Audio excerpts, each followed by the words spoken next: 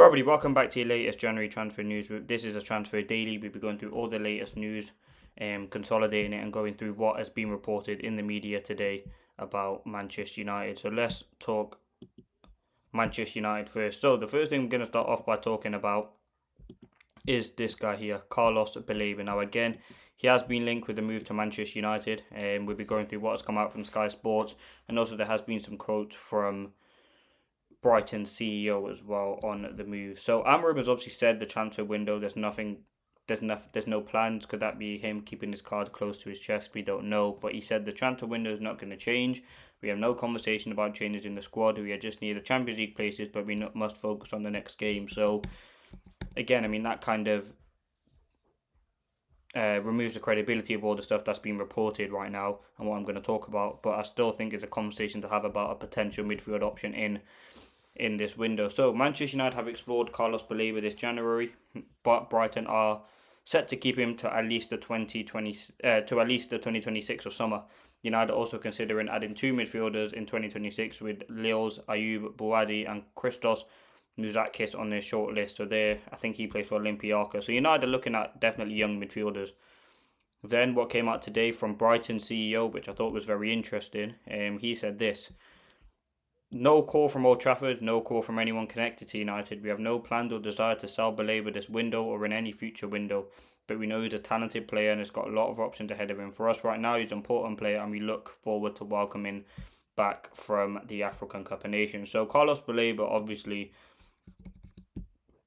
the future is kind of up in the air. Obviously, apparently he wants to go to Manchester United. Apparently he's a fan of the club, and if he is going to leave Brighton, it would be to join Manchester United. Now Sky Sports and obviously the Brighton CEO were saying two contradictory things, but ultimately I think Baleba, he's one of the main midfield options and someone that you want to bring in the summer window. We know the dialogue that's happened. We know United have talked to Brighton before, and there's definitely conversations going on between them two.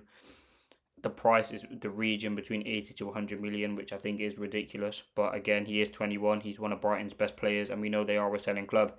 And I think immediately the amount of money they get, they will reinvest it and maybe get 2 or 3 more players. And obviously, we know United's aim is to bring in players who is the next Carlos Baleba, the next Anderson, the next Wharton, and we have that. I believe we have that in players like Sekou Kone, Jack Fletcher, Tyler Fletcher, Jim Thwaites. There are a lot of talented players there in that academy, and the concern is whether they are ready to step up. I think Baleba is definitely an option to look at, and talks have begun again.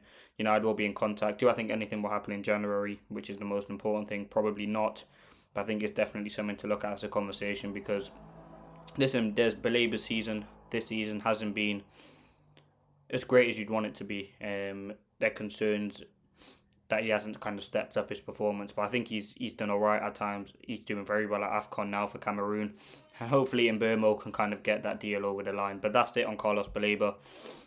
United have talks with him, and that's all really about it. Now I want to talk about the tensions rising at Old Trafford between Jason Wilcox and Ruben Amorim. So this is what's kind of been said. The tension is rising between Amorim and Wilcox while the pair are in constant dialogue. Amorim's recent comments suggest that these chats are becoming increasingly fraught. The usual smiles and jokes were notably absent on Friday, and Amorim's downbeat update on January transfer window has only fueled report of increasing tension. Behind the scenes, the leadership has expressed growing dissatisfaction with how the team's functioning for some time. A previously undisclosed incident highlights the tension involving United head of recruitment Vivell. Sources indicate following the August 1-1 draw against Fulham, 39-year-old was reportedly irritated by how easily the tactical system was decoded and dismantled by Marco Silva. Last season, Jason Wilcox, Darren Fletcher, former academy director Nick Cox, decided that the mirroring the 3-4-2-1 system lower down in the age group was not necessary, even if they would speed up adaptation for the youngsters who are being required to step up. Numerous parents of the academy players thought that not switching was an exactly glowing endorsement. So listen, we know there's always going to be tension in the clubs, especially when Amorim did say, I don't think he really needed to say anything in the press conference about the January window, but we know there's increased tension and frustration in there. They look like they did have a very, very good sort of relationship a few weeks ago. You see him laughing and joking online. but apparently the squad is openly reported to tactical flexibility. Like players like Mount, Heaven and Shaw back in a 3-4-2-1, other systems, other players are pushing for a back four, and the patience is wearing among the fans. And Amorim said, listen, once you obviously lose the player, once you use the kind of player control in the dressing room, you have kind of lost everything. And Amorim talked about how he's not going to change the system for the players because ultimately the players have won. But again, tension rising. I mean, Amorim's been asked a question in the presser, and all he said is, the truthful answer that United are probably not looking at anyone in the window unless there's a huge opportunity. He said no one's asked him to leave Manchester United yet, so there's no concerns about that. So we will have to wait and see what happens. But increased tensions don't help anyone at Manchester United. Is there a fallout? Probably. But again, it is kind of potentially just news just flowing around in the media. But ultimately, United tensions rising. The January transfer window was frustrating. We definitely do need players. We've seen Semenyo go to Manchester City. We're in desperate need of midfielder, whether that's Ruben Neves, whether that's João Gomez, someone to come in to strengthen that midfield. But again, the intention and the hope right now, or not the hope, but the intention and the aim is to not bring anyone in on Manchester United side. Which I think is frustrating because if we do bring in, I think a Ruben Neves and João Gomez massively improve the squad in the short term? Yes. Do I think long term they're great options?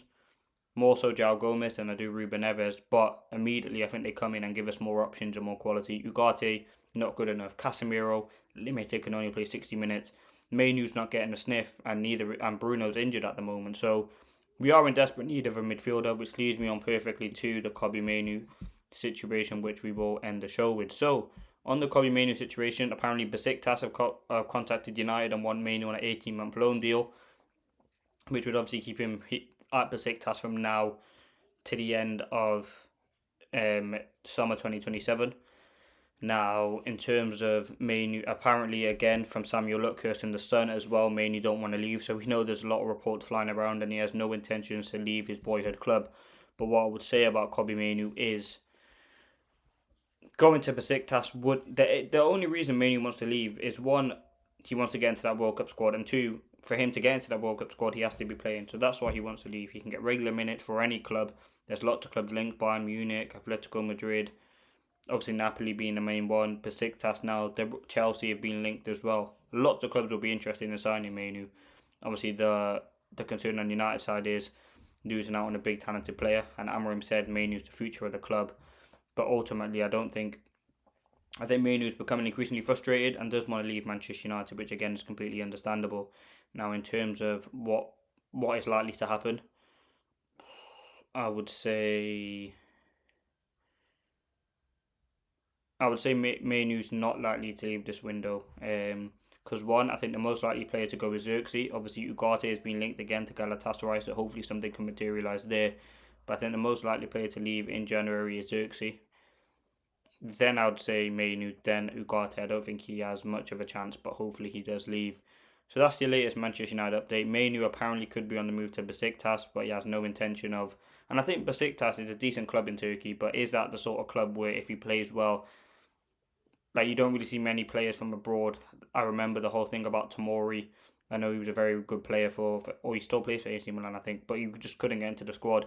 It's always difficult for players abroad to potentially get into the squad, and I think if he does go to a Premier League club, whether that's I don't think he'd go to someone lower down in the league as West Ham, but a club in the Prem, the only clubs interested. I mean, there's not many clubs in the Prem interested. They're mostly from Europe, and I think in Europe he'd be able to, like a Serie A, because that's a good league. But I don't think in the Turkish league he'd be able to get himself into the team. But you never know. We'll have to wait and see what happens with Mainoo. But that has been your latest Manchester United update. Let me know your thoughts in the comment section below.